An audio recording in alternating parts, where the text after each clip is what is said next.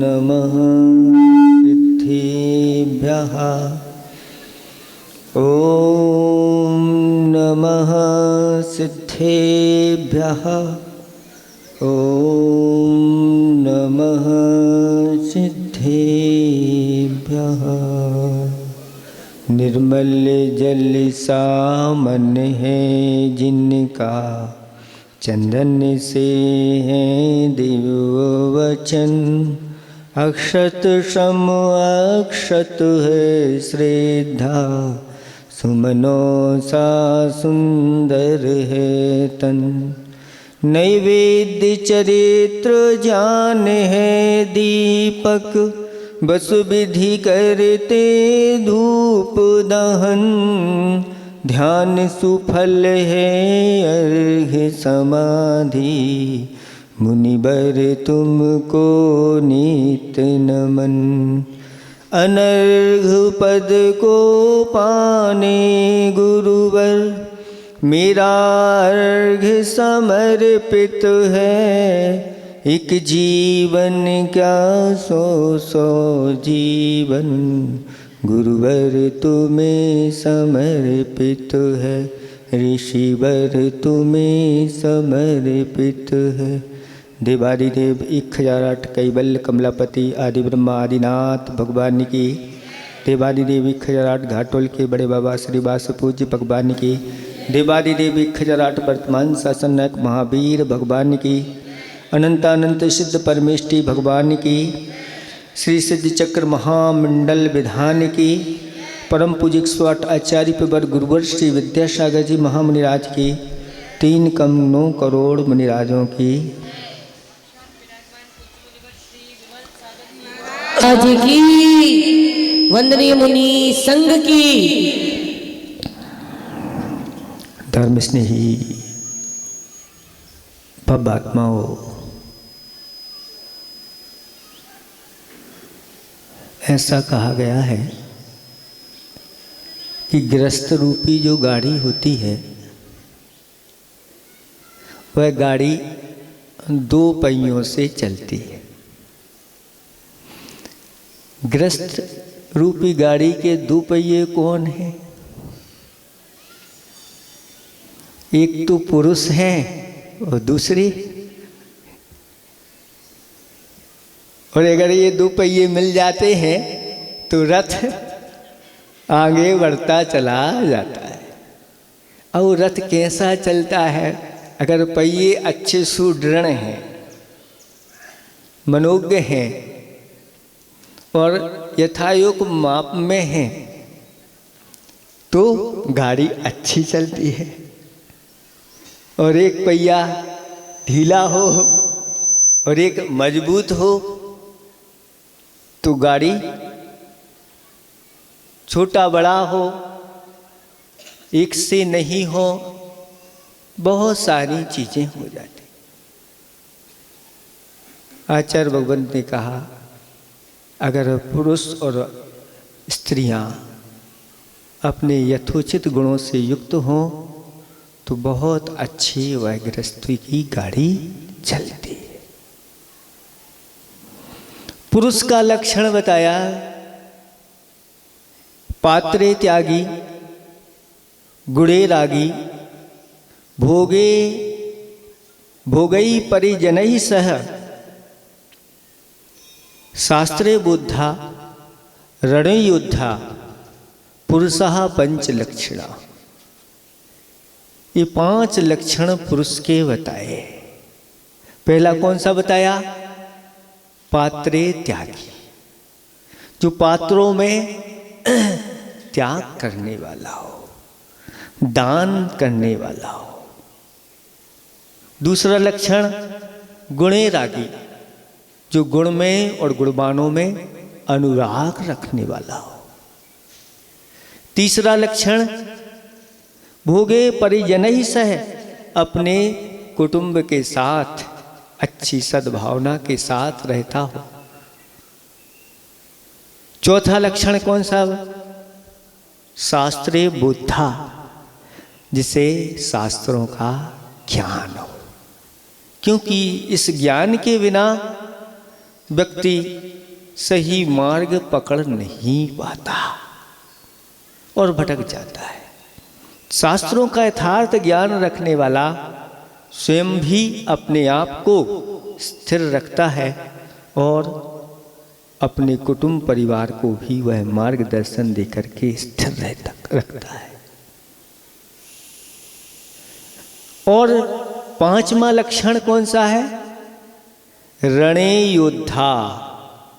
जब रण की बात आ जाए, रक्षा की बात आ जाए, तो वह ऐसा योद्धा होना चाहिए, कायर नहीं होना चाहिए, भागने वाला नहीं होना चाहिए। चाहे वह क्षत्रिय कुल में जन्म हुआ हो, चाहे विप्र कुल में जन्म हुआ हो, चाहे वैश्य कुल में जन्म हुआ हो, ये लक्षणों से युक्त होता है तो वह प्रशंसनीय है, माननीय हो जाता है। और दूसरी तरफ स्त्रियों के भी 5 लक्षण बताए। वो कौन से? अनुकूला, सदा तुष्टा, दक्षा, साध्वी, विचक्षणा। ये 5 लक्षण स्त्रियों में होना चाहिए। पहला कौन सा है? अनुकूला। वह अपने कुल के अनुकूल चले, अपने धर्म के अनुकूल चले, अपने से बड़ो जन के अनुकूल चले, देव शास्त्र गुरु के अनुकूल चले, अपने स्वामी के अनुकूल चले। ये पहला लक्षण है। देख लेना, आज आपकी परीक्षा हो रही, पुरुषों की तो हो गई, अब आप लोगों की परीक्षा है, ये पहला लक्षण है। दूसरा, सदा तुष्टा, जो हमेशा संतुष्ट रहती है। जो हमें भाग्य से मिला है उसमें वह आकुलता ज्यादा नहीं करती, बस उसमें वह जो मिला है अपने भाग्य से मिला है और उसमें वह संतोष धारण कर लेती है। संतोषी माँ, संतोषी बहन कहलाती है। ऐसा संतोष अपने जीवन में आना चाहिए। ये कहने की बात नहीं, ये पूरा का पूरा अनुष्ठान जो हो रहा है उसका जो पात्र है कौन है? मैना है, मई ना। वह क्या कह रही है? मैं सुंदरी। वो सुंदरी होकर के भी कह रही है मैं ना सुंदरी। जो दिख रही है वो वास्तव में वो सुंदरता नहीं। आगम में तो कहा है सबत सुंदरो लोगे। समय सार ग्रंथ में आत्म तत्व के लिए एकत्व विभक्त रूप जो आत्मा है, शुद्ध शुद्धोपयोग कोई और जाने वाली जो आत्मा है, कहते हैं संसार में सर्वश्रेष्ठ सुंदरता को लेकर के है। और उसने तो अपने पिताजी से कह दिया कि मेरे जो भाग्य में होगा मुझे स्वीकार है।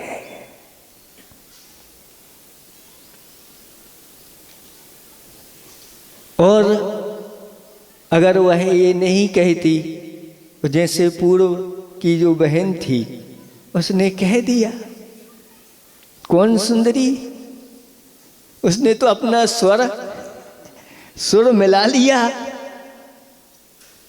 लेकिन वह प्रसिद्ध नहीं हो पाई। लेकिन यह सम्यक दृष्टि थी, शास्त्रों की बोधा थी,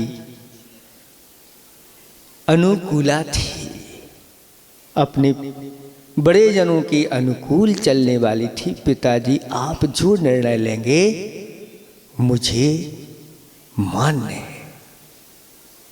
और तुष्टा संतोषी भी थी कि जो मेरे भाग्य में होगा मुझे स्वीकार है। लेकिन पिताजी को ऐसे शास्त्रों का ज्ञान होते हुए भी अपने अहंकार का ये कहती जो भाग्य में होगा, तो फिर देख लेते हैं इसका भाग्य, हम भी देखते हैं। और संयोग ऐसा मिला कि ऐसे व्यक्ति के साथ उसका विवाह करने का ठान लिया जो विवाह के योग्य अयोग्य था। रात में आवाज आ रही थी भैया जी की कि अगर ऐसा अयोग्य वर पिताजी आप लोगों को ढूंढ दें तो कितने लोगों को स्वीकार होगा, बताओ।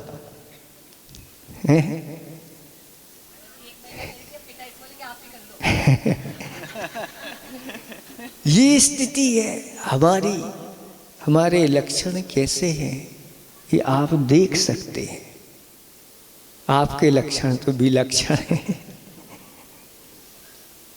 ये स्थिति, क्योंकि आज इस प्रकार के संस्कार, इस प्रकार का स्वाध्याय और ये सब चीज बताने के बाद भी ये कली काल का ऐसा प्रभाव है कि नहीं।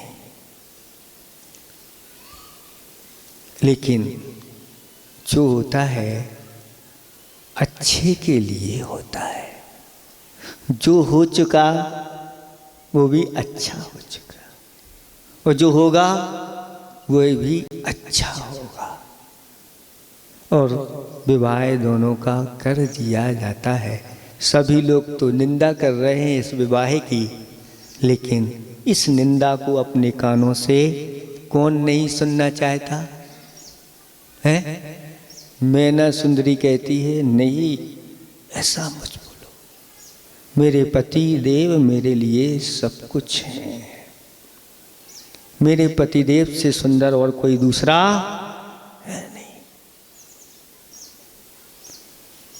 मैं उनके बारे में अब कुछ नहीं, मेरा सौभाग्य है। स्त्रियों का सबसे बड़ा अगर ग्रस्त जीवन में सौभाग्य है तो अपने स्वामी की सेवा करना। शीलवती स्त्रियां निरंतर ये भावना भाती हैं और उसके साथ साथ अपने धर्म का अनुष्ठान करती हैं।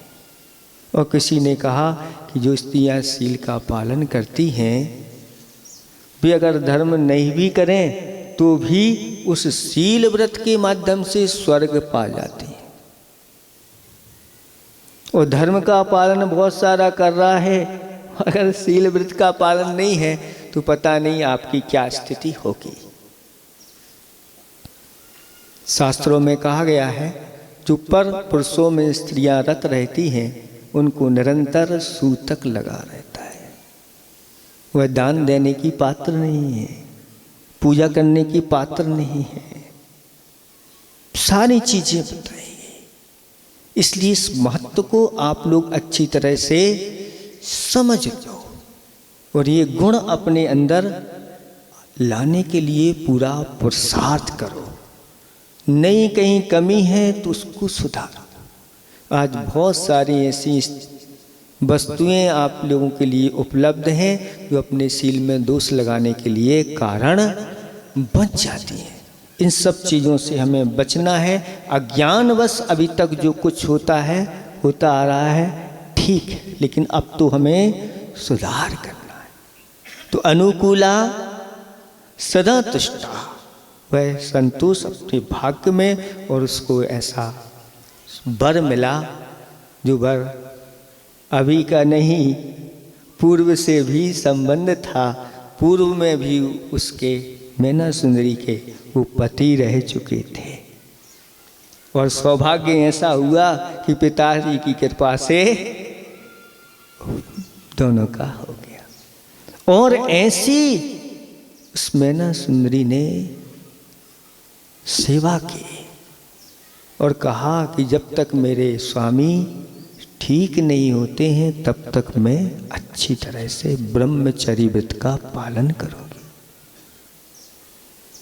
सेवा में जुट गई और संयोग से मुनिराज का भी सानिध्य मिल गया, दर्शन मिल गया और पूछ लिया उन मुनिराज से कि हे मुनिराज, मेरे स्वामी का ये रोग कैसे दूर हो गया होगा।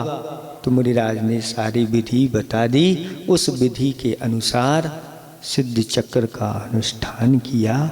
अनुष्ठान करते करते बड़े उत्साह के साथ, भक्ति के साथ वह करती गई और प्रतिदिन सेवा करती गई, भक्ति पूजा आराधना करती गई। धीरे धीरे एक एक दिन जैसे ही होता गया सिद्ध चक्र, सभी का रोग घटता गया और अंतिम दिन जैसे ही वह अनुष्ठान पूर्ण हुआ और आहुतियाँ जैसे ही दी गई और सारे के सारे पति के साथ साथ जो 700 कोड़ी थे वह सब स्वस्थ हो गए, निरोग हो गए और उनके पतिदेव की काया कंचन जैसी हो गई। ये सब भक्ति का प्रभाव है।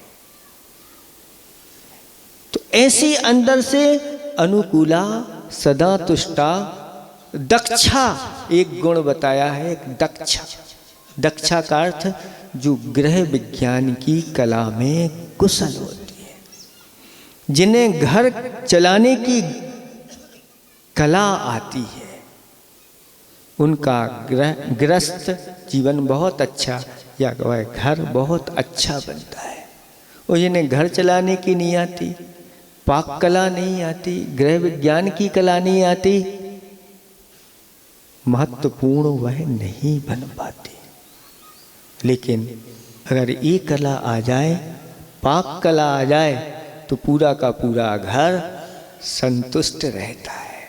वो कहते हैं ये तो हमारे यहाँ देवी के रूप में आ गई है, लक्ष्मी के रूप में आ गई है। ऐसा भोजन तो मैंने कभी किया नहीं और आज भोजन करके तृप्त हो गए।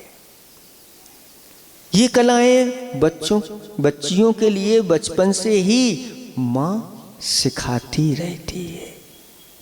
लेकिन आज तो बचपन से सिर्फ पढ़ाई पढ़ाई पढ़ाई और कुछ नहीं। इसलिए किसी ने कहा, एक छोटी सी कहानी बना दी कि एक था राजा, एक थी रानी और उनके 2 थे बच्चे। राजा मर गए लड़ाई में, रानी मर गई कड़ाई में और बच्चे मर गए पढ़ाई में। बस बच्चों को पढ़ाई पढ़ाई और उनको बस नौकरी के योग्य आप बना दो। सारी ये गुणों के योग्य अगर उनमें गुण नहीं आए तो उनका कल्याण कैसे होगा, ये आपको सोचना है, विचार करना। तो दक्षा और चौथे नंबर का साध्वी, घर में रह करके भी साध्वी। हाँ, कहते हैं जो शील व्रत का पालन करती हैं वो घर में रह करके भी साध्वी है और उनके माध्यम से बड़े बड़े चमत्कार हो जाते हैं। उस घर की रिद्धि सिद्धि बढ़ती चली जाती है। और 5वें नंबर पर रखा विचक्षणा यानी विदुषी, आगम का ज्ञान रखने वाली। ऐसी वह स्त्री, स्त्री नहीं साक्षात श्री है। मुझे ऐसी दोनों स्त्री पुरुष मिल जाते हैं तो फिर वह अच्छी गाड़ी ऐसी भागती है, सब अंत तक सल्लेखना तक ले जाती है। अच्छे अच्छे कार्य करके सबको सौंप करके और अपना भी वह दोनों कल्याण कर लेते हैं। श्रीपाल और मैना सुंदरी ने इस व्रत को किया, उसके फल स्वरूप जहाँ जहाँ श्रीपाल गया संकटों से ऐसे उबरता चला गया और उसी भाव से उसकी मुक्ति हो गई। तो मैना सुंदरी भी आगे जा कर के मुक्ति का लाभ उठाएगी। ऐसा यह सिद्ध चक्र का अनुष्ठान है और इस अनुष्ठान को आप लोगों ने यहाँ पर अच्छी तरह से किया। और अभी भैया जी ने जो सिद्ध चक्र की बात रखी, ये बहुत दिनों से मैं सोच रहा था कि भाई आज ये कलिकाल है, हमारी सामर्थ्य सबसे भिड़ने की नहीं है, लेकिन भगवान से तो हम प्रार्थना कर सकते हैं कि भगवान हम लोग इसमें समर्थ नहीं हो पा रहे हैं, आप ही कुछ ऐसा उपाय निकालो कि सब ठीक हो जाए, और आप जो ठीक करोगे वो दुनिया में कोई ठीक नहीं कर पाएगा। बड़े बाबा का जब वह मंदिर संबंधी कुछ ऐसा विवाद आया, केस आया, पहुंच गया कोर्ट में, बढ़ता चला जा रहा था। उस समय हम लोग दमोह में विराजमान थे और आचार्य भगवंत के संग से हम लोगों के पास संकेत आया कि एक ऐसा अनुष्ठान करो जो अनुष्ठान कैसा हो, समय की सीमा को लेकर के नहीं हो। जब तक हमारा कार्य सिद्ध नहीं होता वह अनुष्ठान चलना चाहिए। वही दमोह मंदिर में एक शांति विधान प्रारंभ किया कि जब तक कोर्ट से ऐसा ऑर्डर नहीं आता कि बड़े बाबा की विजय हो गई, तब तक ये अनुष्ठान चलेगा। और अनुष्ठान वह निरंतर चालू उन्होंने गर्मियों में कर दिया। उस अनुष्ठान होते होते और घोषणा हो गई कि बड़े बाबा की विजय हो गई। फिर भी उन लोगों ने अनुष्ठान और आगे तक चला करके रखा। ऐसा ही ये अनुष्ठान जो विधानों में सर्वसिद्ध चक्र विधान है, एक स्थान से ऐसा है अनुष्ठान हो, कई स्थानों से होना चाहिए, एक ही स्थान से नहीं। लेकिन ये शुरुआत हो रही है तो आगे लोग भी इसका मन बनाएंगे और इसमें अपनी भागीदारी यथायोग्य आप लोगों को करना है, जिसके माध्यम से ये हमारे से क्षेत्र हैं सुरक्षित रहें। समय बहुत हो गया है, इतना ही पर्याप्त समझते हैं। इतने में समझ में आ गया होगा पुरुषों को भी और माताओं बहनों को भी, नहीं आया हो तो भगवान से हम प्रार्थना करते हैं कि सिद्ध चक्र जो अनुष्ठान 1 वर्ष का हो रहा है उसमें भी ऐसी भावना भाना कि इन सबको सद्बुद्धि आ जाए और इन सब का कल्याण हो। बाकी में आप लोग भव्य जीव हैं जो ऐसे कलिकाल में भी ऐसे अनुष्ठान में शामिल हो करके और आप लोग आनंद ले रहे हैं, लेते रहना चाहिए। क्योंकि समझदार वही व्यक्ति माने जाते हैं जो शरीर में अगर कीचड़ लग जाता है तो उसको धो लेते हैं। ऐसे ही आत्मा के साथ जो पाप रूपी कीचड़ लगता है उसको जो प्रतिदिन धोते रहते हैं, ऐसे व्यक्ति बहुत समझदार बुद्धिमान माने जाते हैं। और जो निरंतर अपनी आत्मा को मलिन करते रहते हैं, धोने का कोई साधन नहीं है, तो ऐसे व्यक्ति बुद्धिमान नहीं माने जाते। आप लोग सब ऐसे ही अच्छे अच्छे कार्य करते चले जाएं और जल्दी से जल्दी वो दिन आए जब यहाँ पर एक बड़ा जिनालय और यहाँ पर एक भगवान बड़े विराजमान हो और हमें भी सौभाग्य मिले उनके दर्शन करने का। ऐसी सब भावना भाना।